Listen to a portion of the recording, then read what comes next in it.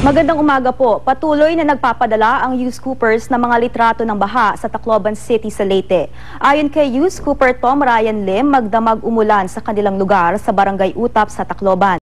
At pagising daw nila kanina, baha na raw ang kanilang lugar. Umabot pa raw ito hanggang tuhod. Pero sa ngayon ay nagsimula na raw itong humupa.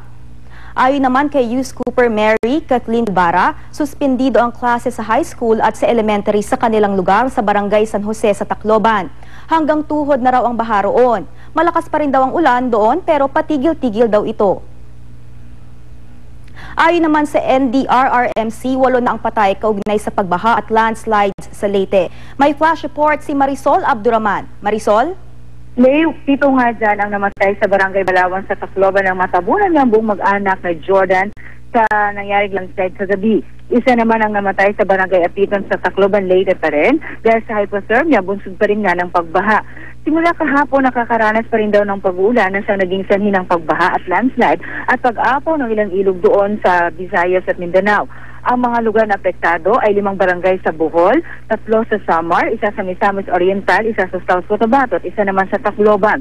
Wala pa rin naman daw confirmation hanggang sa ngayon kung ano na ang sitwasyon sa Palu, Leyte, bagamat ay nakausap ng GMA News na ilang residente doon kaninang maaga na ayon sa kanila ay lubog na nga rin daw ang kanilang lugar. Sa ngayon, umaabot na sa 1,316 na tao ang apektado ng pagbaha at lahat daw ng ito ay nasa evacuation center na. Blackout pa rin daw sa buong Leyte at hindi pa rin mataanan ng Bernard Bridge sa Palu, Leyte. Tuloy-tuloy naman daw ang pakikipag-koordinasyon ng NDRRMC sa mga Regional Risk Reduction Management Council.